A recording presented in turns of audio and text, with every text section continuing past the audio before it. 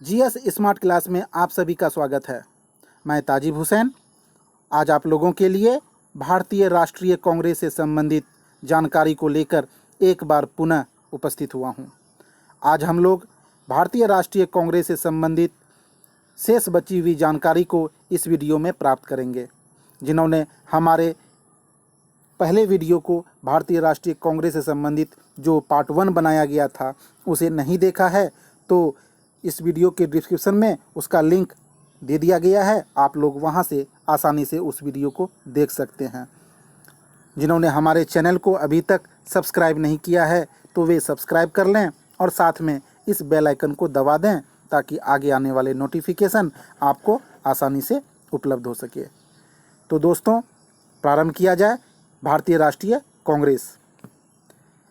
भारतीय राष्ट्रीय कांग्रेस के प्रमुख अधिवेशन जो हम लोग 1908 ईस्वी तक पढ़ लिए थे, आज उससे आगे बढ़ते हुए 1911 के अधिवेशन को देखेंगे। 1911 में कांग्रेस का अधिवेशन कहाँ हुआ? तो कलकत्ता में हुआ। इस अधिवेशन की अध्यक्षता किसने की? तो इस अधिवेशन की अध्यक्षता विशन नारायण धर ने की। किसने की? विशन नारायण धर ने की। यह अधिवेशन क्यों प्रसिद्ध है?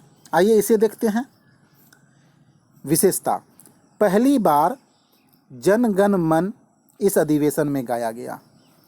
भारत का राष्ट्रीय गीत जन गण मन, जिसकी रचना रविंद्रनाथ टैगोर ने की थी, पहली बार 1911 ईस्वी के कलकत्ता अधिवेशन में इसे गाया गया।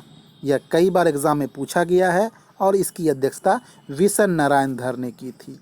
तो जन गण मन भारत का राष्ट्रीय गीत कांग्रेस के कलकत्ता अधिवेशन में 1911 में गाया गया।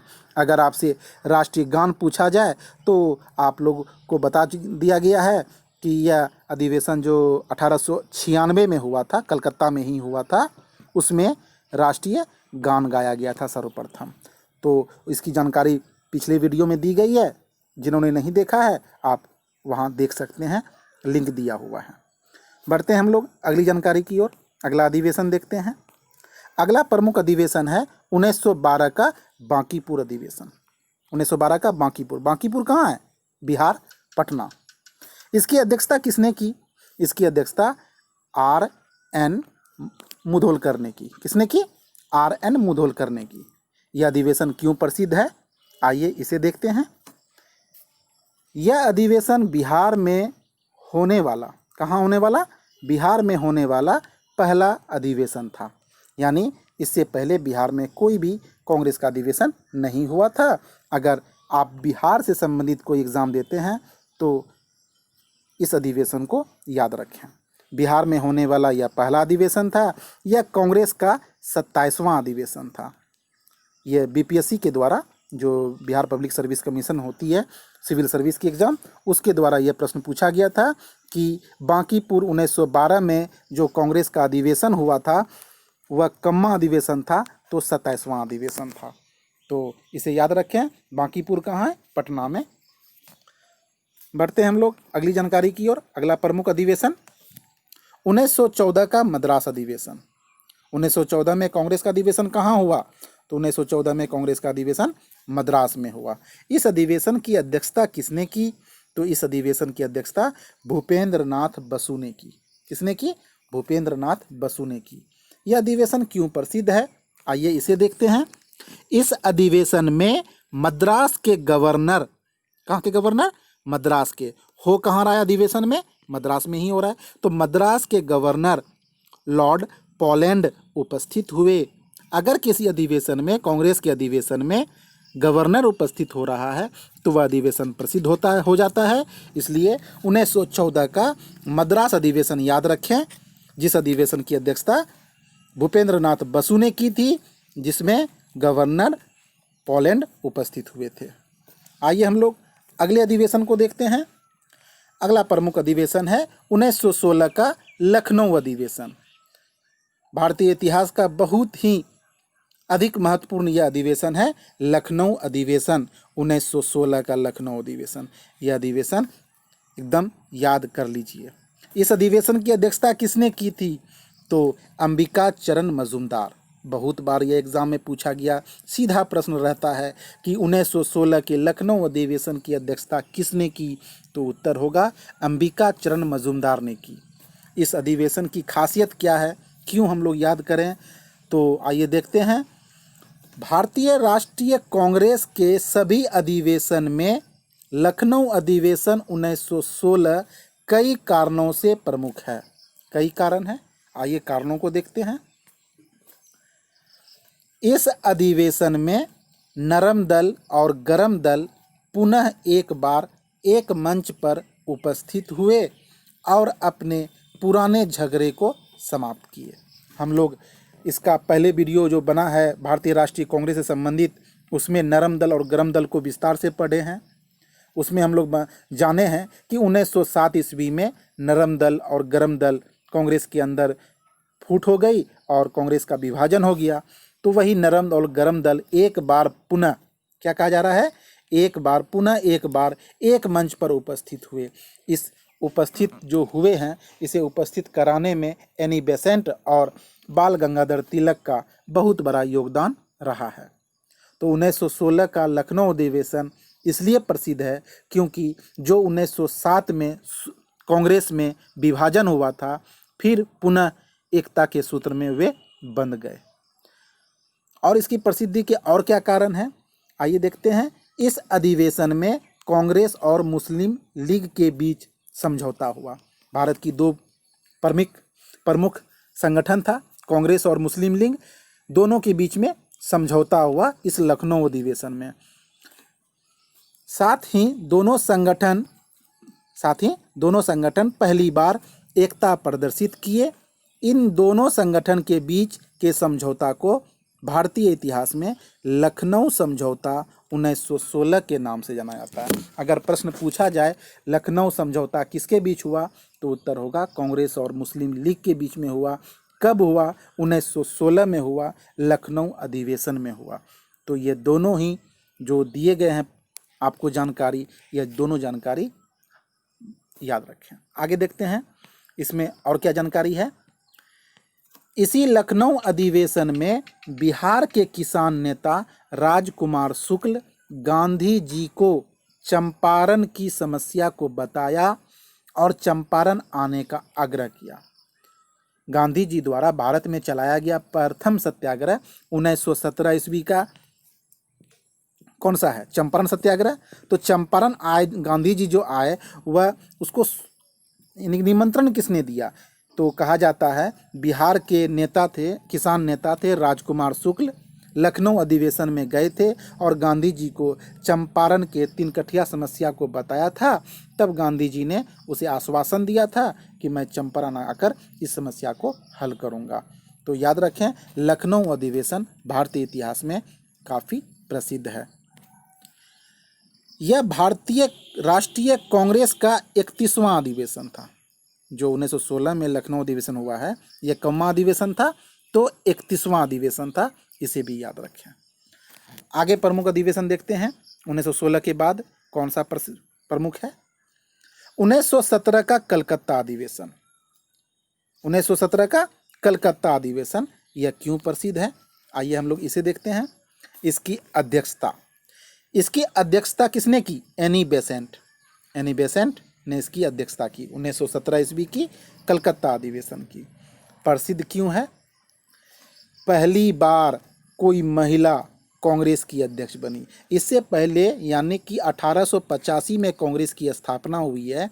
1885 से 1916 तक कोई भी कांग्रेस की महिला अध्यक्ष नहीं बनी थी। पहली बार कांग्रेस की महिला अध्यक्ष कौन बनी? Annie Besant. इसलिए इस अधिवेशन को बिल्कुल न भूलें।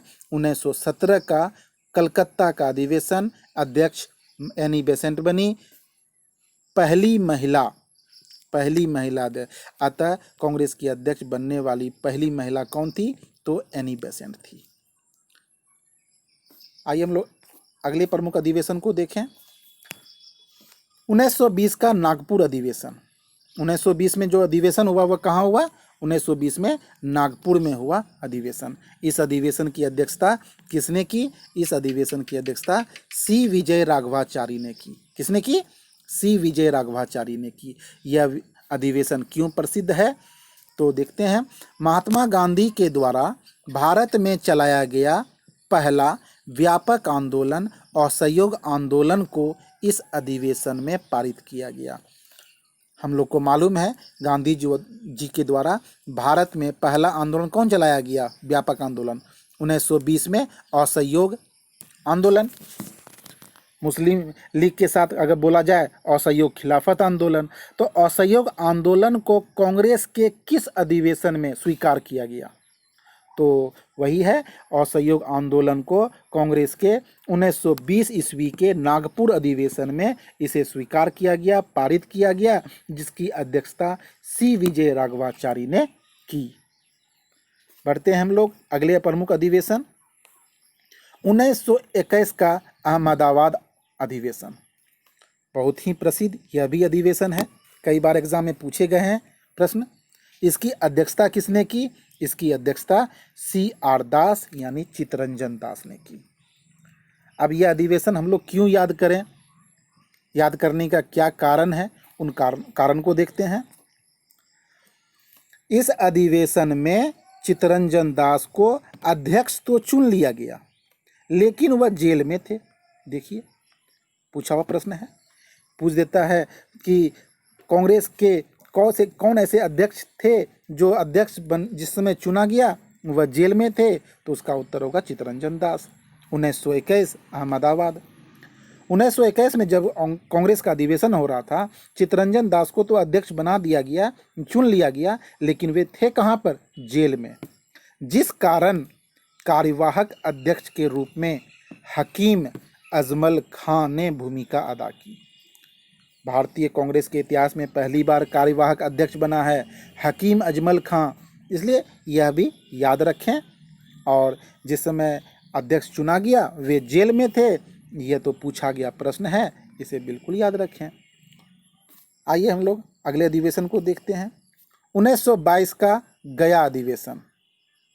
गया यानी बिहार का अधिवेशन है, तो बिहार संबंधित प्रश्न के लिए बहुत ही इम्पोर्टेंट इस अधिवेशन को याद करना। इस अधिवेशन की अध्यक्षता किसने की, चित्तरंजन दास यानी CR दास। अब दोबारा बोला जा रहा है कि चित्तरंजन दास दोबारा अध्यक्ष बने, बिल्कुल बने दोबारा, यानी जब 1921 में अधिवेशन हुआ तो उस समय जेल में थे, 1922 में जब वह रिहा हो गए तो उसे कांग्रेस का अध्यक्ष पुनः चुना गया। यह अधिवेशन क्यों प्रसिद्ध है, आइए इसे देखते हैं। यह अधिवेशन बिहार के गया में हुआ। कहाँ हुआ, बिहार के गया में। यह कांग्रेस का 37वां अधिवेशन था, इसे याद रखिए 37वां। आपको मालूम है पीछे हम 27वां अधिवेशन आपको बताए थे, कितना कमा बताए थे, 27वां अधिवेशन बताए थे जो बांकीपुर में हुआ था, और यह आपको 37वां हो रहा है, कहाँ हो रहा है, गया में हो रहा है। ठीक है, यह अधिवेशन क्यों प्रसिद्ध है इसे देखते हैं। इस अधिवेशन में विधानमंडल में प्रवेश को लेकर चित्तरंजन दास और मोतीलाल नेहरू कांग्रेस को छोड़कर चले गए। यहाँ पर यह कहानी है कि 1922 में जब असहयोग आंदोलन को गांधी जी द्वारा एकाएक वापस ले लिया गया तो कांग्रेस के कुछ लोग नाराज हुए और कुछ लोग खुश हुए। जब 1922 में यह गया अधिवेशन हो रहा था तो कांग्रेस के मंच पर यह सवाल आवाज आई कि अब जब आंदोलन स्थगित हो गया है तो क्यों न आगे होने वाले विधानसभा का चुनाव जो होने वाला है उसमें हम लोग भाग लें और सरकार में प्रवेश करके सरकार पर दबाव डालें। अतः कांग्रेस के कुछ सदस्य विधानमंडल के चुनाव में भाग लेना चाहते थे, कुछ नहीं लेना चाहते थे। अतः विधानमंडल में प्रवेश को लेकर के चित्तरंजन दास और मोतीलाल नेहरू कांग्रेस को छोड़कर चले गए नाराज होकर के। कहा जाता है कि चित्तरंजन दास और मोतीलाल नेहरू ने मिलकर 1923 में इलाहाबाद में एक नई पार्टी की स्थापना की जिसे स्वराज पार्टी के नाम से जाना गया। तो स्वराज, अगर पूछा जाए स्वराज पार्टी की स्थापना किसने की, तो चित्तरंजन दास और मोतीलाल नेहरू ने मिलकर की। इसकी स्थापना कब की गई, 1923 में की गई। कहाँ की गई, तो इलाहाबाद में की गई। जब गांधी जी जेल से रिहा हुए तो सबसे पहले इन्हीं दोनों चित्तरंजन दास और मोतीलाल नेहरू के पास गए और उसे वापस कांग्रेस में लाए।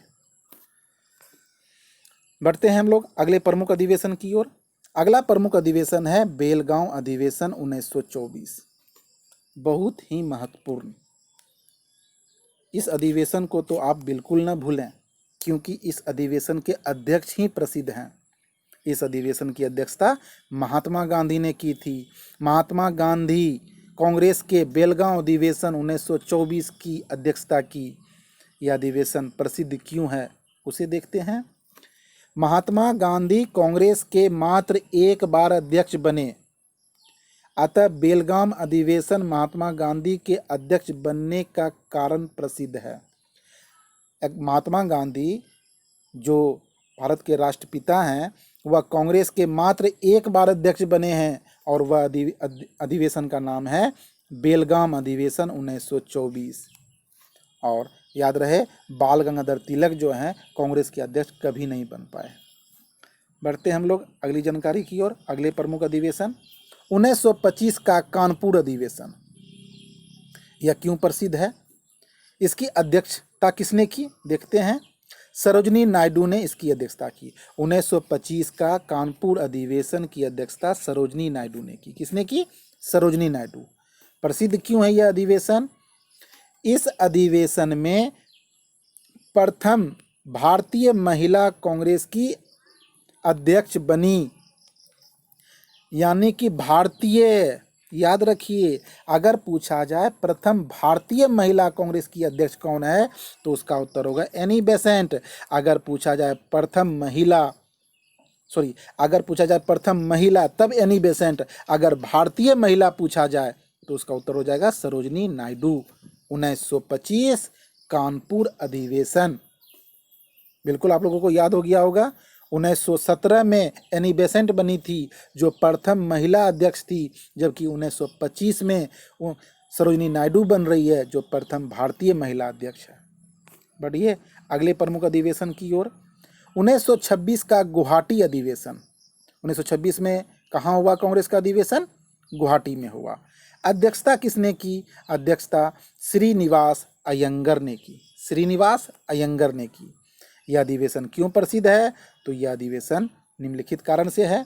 इस अधिवेशन की खासियत इस वजह से है कि इस अधिवेशन में कांग्रेसी को खादी पहनना अनिवार्य कर दिया गया, यानी कि हर कांग्रेस नेता खादी पहने, इसमें अनिवार्य कर दिया गया। अतः गुवाहाटी अधिवेशन जो है खादी के कारण प्रसिद्ध है। खादी भारतीयों द्वारा बुना गया एक वस्त्र था, कपड़ा था, तो खादी कपड़ा पहनना इसमें अनिवार्य कर दिया गया, यानी स्वरोजगार, विदेशी कपड़ा का बहिष्कार इससे होगा, इसलिए खादी पहनना अनिवार्य कर दिया गया गुवाहाटी अधिवेशन 1926 में। बढ़ते हम लोग अगले प्रमुख अधिवेशन जो है 1929 का लाहौर अधिवेशन। बहुत ही प्रसिद्ध लाहौर अधिवेशन भारतीय इतिहास का बहुत ही महत्वपूर्ण अधिवेशन। इस अधिवेशन की अध्यक्षता जवाहरलाल नेहरू ने की। किसने की? जवाहरलाल नेहरू ने की। यह अधिवेशन क्यों प्रसिद्ध है? इस अधिवेशन का इतिहास में महत्वपूर्ण स्थान है। इस अधिवेशन में कांग्रेस के द्वारा पहली बार पूर्ण स्वराज का प्रस्ताव पारित किया गया, यानी इतिहास में कांग्रेस के मंच से पहली बार पूरी तरह से आज़ादी वाली बात लाहौर अधिवेशन 1929 में उठी। पूर्ण स्वराज की मांग, इससे पहले स्वराज की मांग की गई थी, लेकिन पूर्ण स्वराज की मांग पहली बार 1929 के लाहौर अधिवेशन में किया गया। आइए इसके प्रमुख बातों को और जानते हैं। इस लाहौर अधिवेशन में यह तय हुआ कि 26 जनवरी 1930 को स्वाधीनता दिवस के रूप में मनाया जाएगा। यानी लाहौर अधिवेशन जो 1929 में लाहौर में हो रहा था, उसमें यह तय हुआ कि अब 26 जनवरी 1930 जो आने वाला है को स्वाधीनता दिवस के रूप में मनाया जाएगा, और तब से प्रत्येक साल 26 जनवरी को ही स्वाधीनता दिवस के रूप में मनाया गया। यानी 1930 में मनाया गया, 1931 में मनाया गया, 1932 में मनाया गया, यानी हर साल 26 जनवरी को स्वाधीनता दिवस के रूप में मनाया गया। इसका निर्णय हुआ था लाहौर अधिवेशन में। आप लोग समझ गए होंगे। आगे बढ़ते हैं। यही कारण है कि जब हमारा देश का संविधान बनकर तैयार हुआ तो उसे 26 जनवरी 1950 को ही लागू किया गया, जबकि संविधान बनकर 26 नवंबर 1949 को तैयार हो गया था। आपको मालूम है कि संविधान सभा के द्वारा संविधान का निर्माण पूरी तरह मुकम्मल हो चुकी थी 26 नवंबर 1949 को, लेकिन इसे लागू नहीं किया गया उस तारीख को, इसे लागू किया गया 26 जनवरी 1950 को। तो क्यों इंतजार किया गया 26 जनवरी का? क्योंकि हम लोग 1930 से ही स्वाधीनता दिवस मनाते आ रहे हैं 26 जनवरी को, तो क्यों नहीं 26 जनवरी को ही हम लोग संविधान लागू करें। अतः 26 जनवरी से 1950 से हम लोग गणतंत्र दिवस के रूप में मनाते आ रहे हैं। आप लोग को बिल्कुल समझ में आ गया होगा कि संविधान 1950 में 26 जनवरी को ही क्यों लागू किया गया। इसके पीछे कहीं न कहीं कारण लाहौर अधिवेशन 1929 का है। और खासियत इस अधिवेशन की क्या है, इसे देखते हैं। इस लाहौर अधिवेशन के दौरान रावी नदी के तट पर 31 दिसंबर 1929 की आधी रात को जवाहरलाल नेहरू के द्वारा तिरंगा झंडा फहराया गया। कई बार पूछा गया है कि तिरंगा झंडा किस नदी के किनारे फहराया गया, तो आंसर होगा रावी नदी के किनारे। कब? तो 31 दिसंबर 1929 को। आगे देखते हैं। 26 जनवरी 1930 को आधुनिक भारत के इतिहास में प्रथम स्वतंत्रता दिवस मनाया गया। नहीं, हर साल स्वतंत्रता दिवस मनाया जा रहा था 1930 के बाद। तो अगर पूछा जाए प्रथम स्वतंत्रता दिवस कब मनाया गया, तो उसका उत्तर होगा 26 जनवरी 1930। बिल्कुल आप लोग को याद हो गया होगा। आगे बढ़ते हैं हम लोग। प्रमुख अधिवेशन पूरे विस्तार से आपको लोगों को बताने का प्रयास किया गया है। आप लोग पूरा इस वीडियो को देखें, और मुझे लगता है आप लोग अगर दोनों वीडियो को देखेंगे और सभी प्रश्नों को कांग्रेस से संबंधित जो पूछे जाते हैं आप उसे आसानी से हल कर सकेंगे। अगला प्रमुख अधिवेशन है 1931 का कराची अधिवेशन। यह अधिवेशन क्यों प्रसिद्ध है, इसकी अध्यक्षता किसने की, आइए इसे देखते हैं। इस अधिवेशन की अध्यक्षता सरदार वल्लभ भाई पटेल ने की। पटेल जी इसकी अध्यक्षता की। यह अधिवेशन क्यों प्रसिद्ध है?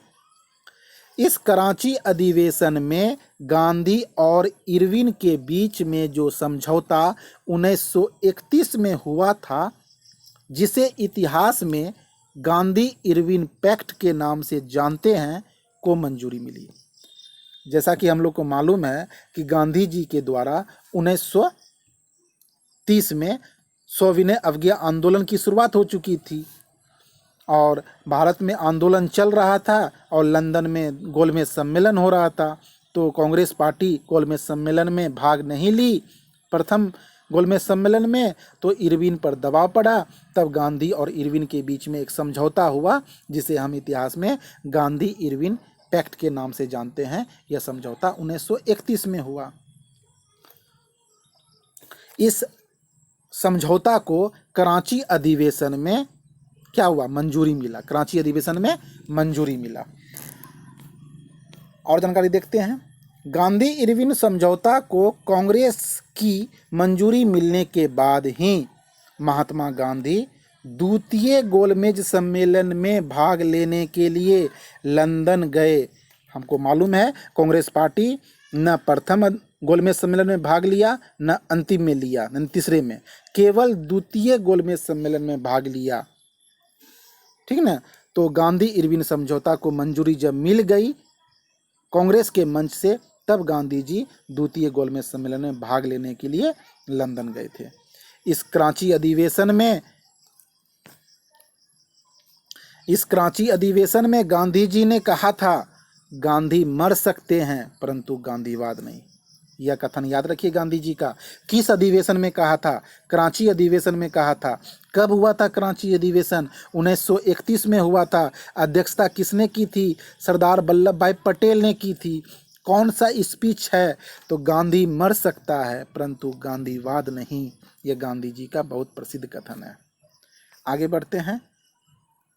इस कराची अधिवेशन में पंडित जवाहरलाल नेहरू ने मूल अधिकार और आर्थिक कार्यक्रम पर संकल्प प्रस्तुत किया?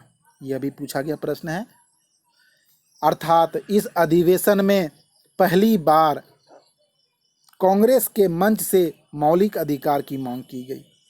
अगर पूछा जाता है कि कांग्रेस के मंच से पहली बार मौलिक अधिकार की मांग कब की गई, तो इसका उत्तर होगा कराची अधिवेशन 1931, सरदार वल्लभ भाई पटेल। बढ़ते हम लोग अगली जानकारी की ओर। अगला प्रमुख अधिवेशन 1937 का फैजपुर अधिवेशन। फैजपुर कहाँ है, यह भी पूछा गया है, तो याद रखिएगा फैजपुर बंगाल में है। इस अधिवेशन की अध्यक्षता किसने की, तो इस अधिवेशन की अध्यक्षता जवाहरलाल नेहरू ने की। यह अधिवेशन क्यों प्रसिद्ध है, इसे देखते हैं। इस कांग्रेस के इतिहास का यह पहला अधिवेशन है जो किसी गांव में संपन्न हुआ। यानी इससे पहले जितने भी अधिवेशन कांग्रेस के हुए हैं जो कोई न कोई किसी शहर में हुए हैं, पहली बार गांव में कौन सा अधिवेशन हुआ, तो यह फैजपुर अधिवेशन है। 1937 का अधिवेशन है। फैजपुर कहाँ है, तो बंगाल में है। अध्यक्षता किसने की, तो जवाहरलाल नेहरू ने की। बिल्कुल आप लोगों को याद हो गया होगा। कांग्रेस से संबंधित जल्द ही पूछे गए प्रश्नों को ऑब्जेक्टिव रूप में आप लोगों के लिए भी लाऊंगा। आप लोग इस वीडियो को अगर मुझे लगता है 2-3 बार देखें तो आपको आसानी से सभी बातें याद हो जाएगी। आगे बढ़ते हैं। 1938 का हरिपुरा कहाँ है, गुजरात अधिवेशन। यानी 1938 में हरिपुरा में कांग्रेस का अधिवेशन हुआ। हरिपुरा कहाँ है, तो हरिपुरा गुजरात में है। इसकी अध्यक्षता किसने की, सुभाष चंद्र बोस ने की। किसने की, सुभाष चंद्र बोस ने की। यह अधिवेशन क्यों प्रसिद्ध है, आइए इसे देखते हैं। इस हरिपुरा अधिवेशन में राष्ट्रीय नियोजन समिति का गठन किया गया। राष्ट्रीय नियोजन समिति पूछा गया प्रश्न है, इसे याद कर लें। राष्ट्रीय नियोजन समिति का गठन कब किया गया, तो इसका उत्तर हो जाएगा 1938 में किया गया। किस अधिवेशन में पूछा जाएगा, तो हरिपुरा अधिवेशन। जिसकी अध्यक्ष किसे बनाया गया था, तो जवाहरलाल नेहरू को बनाया गया था। राष्ट्रीय नियोजन समिति का अध्यक्ष बहुत बार पूछा गया प्रश्न है, तो राष्ट्रीय नियोजन समिति का अध्यक्ष जवाहरलाल नेहरू होगा। इसी राष्ट्रीय नियोजन समिति के कारण यह अधिवेशन, हरिपुरा अधिवेशन जो गुजरात में हुआ, वह प्रसिद्ध है। बढ़ते हैं हम लोग अगले अधिवेशन की ओर। अगला प्रमुख अधिवेशन है 1939 का त्रिपुरी अधिवेशन। यह त्रिपुरी कहाँ है, तो मध्य प्रदेश में है। इस अधिवेशन की अध्यक्षता किसने की, सुभाष चंद्र बोस और राजेंद्र प्रसाद। अब यहाँ पे 2 नाम आपको मिलेगा, सुभाष चंद्र बोस और राजेंद्र प्रसाद। सुनकर अटपटा लगता है, 2 व्यक्ति अध्यक्षता कैसे कर सकते हैं, तो आइए हम इस कहानी को भी जानें। इस त्रिपुरी अधिवेशन में अध्यक्ष के पद को लेकर के पुनः एक बार अध्यक्ष के पद को लेकर के एक बार पुनः विवाद हुआ। इससे पहले भी आप लोग देख चुके हैं कि 1907 में अध्यक्ष के पद को लेकर के ही विवाद हुआ था। 1907 हम लोग पहले वीडियो में पढ़ चुके हैं। सूरत अधिवेशन, अध्यक्ष के पद को लेकर के ही कांग्रेस में विभाजन हुआ, नरम दल और गरम दल। एक बार पुनः त्रिपुरी अधिवेशन 1939 में अध्यक्ष के पद को लेकर भी विवाद हुआ। विवाद क्या है, देखते हैं। इस अधिवेशन में महात्मा गांधी द्वारा प्रस्तावित प्रत्याशी, यानी महात्मा गांधी किसे अध्यक्ष बनाना चाहते थे, महात्मा गांधी द्वारा प्रस्तावित प्रत्याशी पट्टाभी सीतारामैया, क्या नाम है, पट्टाभी सीतारामैया थे। जबकि इसी अधिवेशन में सुभाष चंद्र बोस भी अध्यक्ष के लिए प्रत्याशी के तौर पर खड़े हुए। यानी 2 व्यक्ति, गांधी जी चाहते थे कि पट्टाभी सीतारामैया अध्यक्ष बने, जबकि उधर सुभाष चंद्र बोस भी अध्यक्ष के दावेदार थे।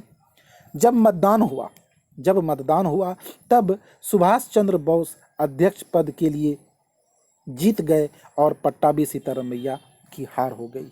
यानी गांधी जी जिसे चाहते थे अध्यक्ष बनाने के लिए, उसकी हार हो गई और सुभाष चंद्र बोस जीत गए।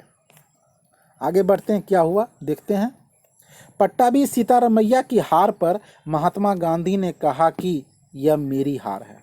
बहुत बड़ी बात गांधी जी ने कह दी कि यह पट्टाभी सीतारामैया की हार नहीं है, ये मेरी हार है। तब सुभाष चंद्र बोस ने भी अध्यक्ष पद को छोड़ दिया, क्योंकि वह गांधी जी को नाराज करके अध्यक्ष नहीं बनना चाहते थे। इसलिए सुभाष चंद्र बोस अध्यक्ष चुने गए, लेकिन वे अध्यक्ष पद से तुरंत त्यागपत्र दे दिए, क्योंकि गांधी जी नाराज हो गए। आगे देखते हैं क्या हुआ। इसके बाद सुभाष चंद्र बोस ने 1939 में, यानी उसी वर्ष 1939 में ही कांग्रेस के भीतर ही एक नए गुट का गठन किया, जिसे फॉरवर्ड ब्लॉक के नाम से जानते हैं। तो पूछा गया प्रश्न है, फॉरवर्ड ब्लॉक की स्थापना किसने की? तो आंसर क्या हो जाएगा? सुभाष चंद्र बोस। फॉरवर्ड ब्लॉक की स्थापना किसने की? सुभाष चंद्र बोस ने की। कब की? 1939 में की। अंत में इस त्रिपुरी अधिवेशन में कांग्रेस का अध्यक्ष डॉक्टर राजेंद्र प्रसाद को बनाया गया। नहीं, पट्टाभी सीतारामैया तो हार गए थे और सुभाष चंद्र बोस ने त्यागपत्र दे दिया। तब जाकर के कांग्रेस के द्वारा अगला अध्यक्ष चुना गया, जो डॉक्टर राजेंद्र प्रसाद हुए। इसलिए हम 1929 के त्रिपुरी अधिवेशन में दो अध्यक्ष का नाम देखते हैं, सुभाष चंद्र बोस और डॉक्टर राजेंद्र प्रसाद। आप लोगों को ये कहानी याद हो गई होगी। आइए हम लोग कहानी के तौर पर अगर इतिहास पढ़ते हैं और क्रम से पढ़ते हैं तो बहुत आसानी से याद हो जाता है। आप लोग इस वीडियो को 2-3 बार देखिए ना, जरूर, बिल्कुल याद हो जाएगा। प्रमुख अधिवेशन, अगले अधिवेशन को देखते हैं। 1940 ईस्वी का रामगढ़ अधिवेशन। यह क्यों प्रसिद्ध है? इसकी अध्यक्षता मौलाना अबुल कलाम आज़ाद ने की। किसने की? मौलाना अबुल कलाम आज़ाद। नाम याद रखिएगा, मौलाना अबुल कलाम आज़ाद, कांग्रेस के अध्यक्ष। रामगढ़ अधिवेशन 1940। अब यह अधिवेशन क्यों प्रसिद्ध है, इसे देखते हैं। मौलाना अबुल कलाम आज़ाद कांग्रेस के सबसे लंबे समय तक, ठीक ना, कांग्रेस के सबसे लंबे समय तक कांग्रेस के अध्यक्ष रहे। मौलाना आज़ाद 1940 से 1945 तक लगातार कांग्रेस के अध्यक्ष रहे। याद रखिएगा। हुआ बात यह था कि 1939 में, हम सभी को मालूम है, 1939 में द्वितीय विश्व युद्ध शुरू हो गया था। द्वितीय विश्व शुरू होने के बाद 1940 में जब कांग्रेस का अधिवेशन हुआ, मौलाना आज़ाद अध्यक्ष बने और इसके बाद 1945 तक, 1940 से 1945 तक कांग्रेस का वार्षिक अधिवेशन नहीं हुआ और लगातार यह अध्यक्ष बने रहे। अतः पूछा जाए कि कांग्रेस में सबसे लंबे समय तक अध्यक्ष कौन रहे, तो मौलाना आज़ाद रहे। आइए हम लोग अगला अधिवेशन देखते हैं। 1946 ईस्वी में कांग्रेस का मेरठ अधिवेशन। 1946 में कांग्रेस का अधिवेशन कहाँ हुआ? मेरठ में हुआ। इसकी अध्यक्षता किसने की? जेबी कृपलानी ने की। यह अधिवेशन क्यों प्रसिद्ध है? तो 1946 का अधिवेशन कोई खास कारण नहीं है प्रसिद्धि होने का, इसके पीछे कोई खास कारण प्रसिद्धि का नहीं है। वजह यह है कि 1946 के बाद हमारा देश क्या होता है? आज़ाद हो जाता है 1947 में, और वार्षिक अधिवेशन 47 के दिसंबर में होता, लेकिन उससे पहले हमारा देश आज़ाद हो गया है। इसलिए कहा जाता है भारत के स्वतंत्रता के समय कांग्रेस के अध्यक्ष जेबी कृपलानी थे। जब 15 अगस्त 1947 को हमारा देश आज़ाद हुआ, उस समय कांग्रेस के अध्यक्ष कौन थे? बहुत बार पूछा गया प्रश्न है, याद रखें, जेबी कृपलानी। तो दोस्तों, वीडियो ज़्यादा बड़ी न हो जाए, कांग्रेस से संबंधित और जानकारी जो है आपको पार्ट 3 में उपलब्ध कराया जाएगा। यहाँ पर पार्ट 2 में प्रमुख अधिवेशन जितने थे वह सभी को पढ़ा दिया गया है। कुछ विशेष अधिवेशन के बारे में जानकारी रह गई है, कब कब कांग्रेस का अधिवेशन नहीं हुआ, क्यों नहीं हुआ, कांग्रेस पार्टी के संबंध में कई लोगों ने अनेक कथन है, उसे हम देखेंगे पार्ट 3 में। भारतीय राष्ट्रीय कांग्रेस को पूरी तरह से समाप्त किया जाएगा। अतः पार्ट 1, पार्ट 2 और पार्ट 3 में हम इसे अंतिम रूप में देखेंगे। वीडियो ज़्यादा बड़ी न हो जाए, इसलिए इस वीडियो को यहीं रोका जाता है। आप लोग हमारे चैनल को सब्सक्राइब करें और बेल आइकन को दबा दें, ताकि वह वीडियो भी आपको आसानी से उपलब्ध हो सके। और जिन दोस्तों ने हमारे पहले वीडियो को नहीं देखा है, तो नीचे डिस्क्रिप्शन में लिंक दे दिया गया है, आप लोग वहां से इस वीडियो को, पहले भाग को आसानी से देख सकते हैं। धन्यवाद।